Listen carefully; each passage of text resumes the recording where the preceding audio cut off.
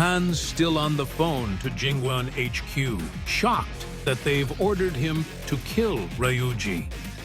They tell him to deal with Ryuji himself, to demonstrate to Tojo Kai and Omi Rengo that they're no longer interested in recruiting Ryuji, and then get them to acknowledge Jingweon's non-involvement. Han says with all due respect, Ryuji is an important person with connections to the next leader of Omi. He still thinks it's worth trying to ally with him. The Jingweon member on the phone laughs at him, suggesting he's become too fond of Ryuji due to traveling with him for so long. Han says that's nonsense. He's only thinking of what's best for the organization. But the person on the phone just tells him to follow his orders. Or does he intend to turn his back on Jingweon's iron rule? Han says of course not. Jingweon tells him to remember the state he was in when they found him, and who's responsible for him staying alive this long. Meanwhile, Kasuga's searching for Han when he runs into Kuze.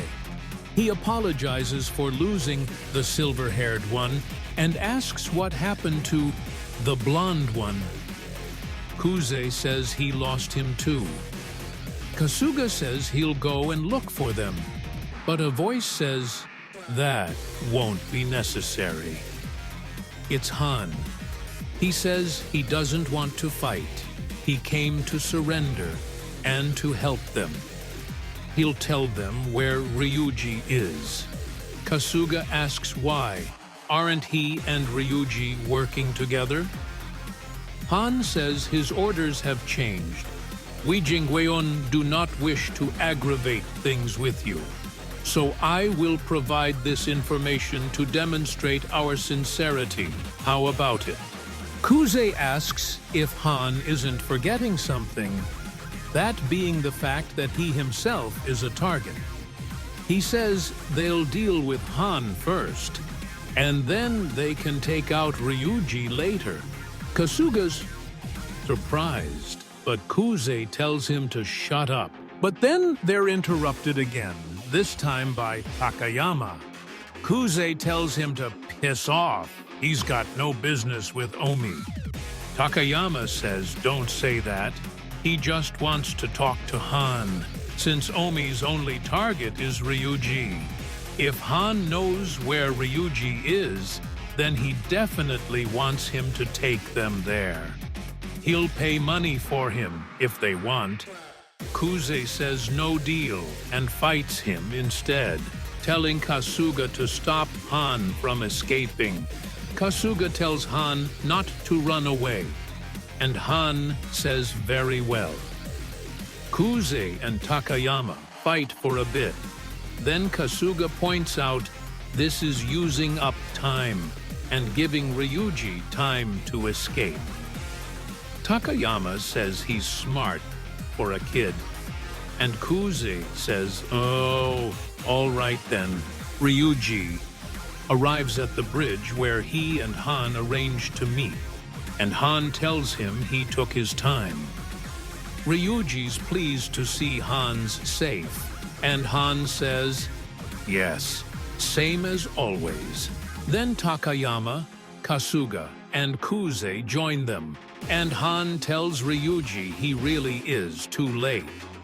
Takayama compliments Han on the quality of his information, and Ryuji realizes Han's sold him out. Takayama tells him not to blame Han. It's orders from Jingweon HQ. He also tells him the Tojo Kai guys here were furious to hear that the Jingweon planned to recruit Ryuji, and Jingweon got scared, so they gave him up. Ryuji tells Takayama to shut up, and Takayama chuckles. "Aw, and you thought he was your friend too."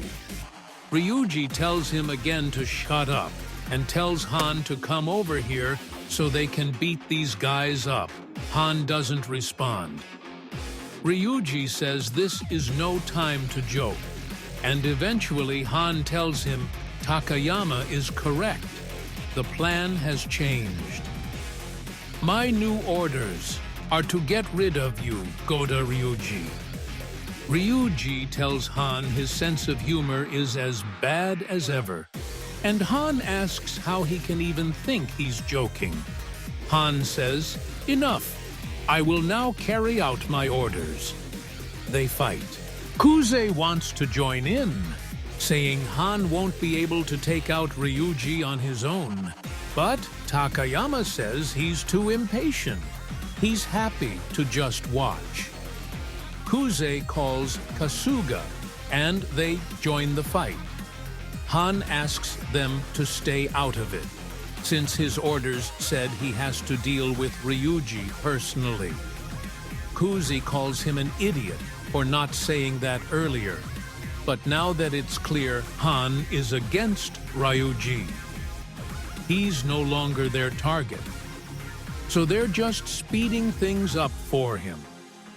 If you don't like it, you can go back to being a target too if you like. Takayama tells Ryuji that it's his fault Han's come to Tojo Kai's attention. And on top of that, if Han doesn't carry out his orders, he'll be seen as going against the Jingweon. That's painful for you to hear, isn't it? So then, hurry up and die for us. Han tells Ryuji what Takayama says is true. But what's important isn't whether I live or die. What's important to me is the organization's orders. That's all. He reminds Ryuji he was saved from certain death by them, so he owes them his life and knows no other way. If I received orders from them to kill myself, I would not hesitate. Ryuji says, "I see." "Then let's finish this quickly." Han agrees, and they start fighting again. Han tells Ryuji he can't last much longer, and asks what he thinks he's planning. Ryuji suddenly surrenders, saying he can't fight them all. "So do what you want. Kill me right now." Han and Kasuga are shocked, but Takayama compliments Ryuji on being man enough to know when to give up. He hands Han a gun, telling him to grant Ryuji's wish. Han hesitates, points the gun at Ryuji, but seems unable to pull the trigger.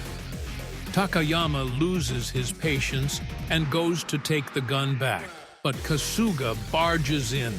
"How long are you going to put it off for, asshole?" He grabs the gun off Han. "If you can't do it, then I will." Han tries to tell him to stop, but Kasuga shoots Ryuji 4 times. Then 4 times more. There's no bullets left. Ryuji staggers and falls in the river. Kasuga tells Han he couldn't help it. He has a short temper. And besides, when we've decided to kill someone, we'll follow them to the ends of the earth to do it. He quotes the Arakawa Gumi motto. Han mumbles, "Ryuji, san."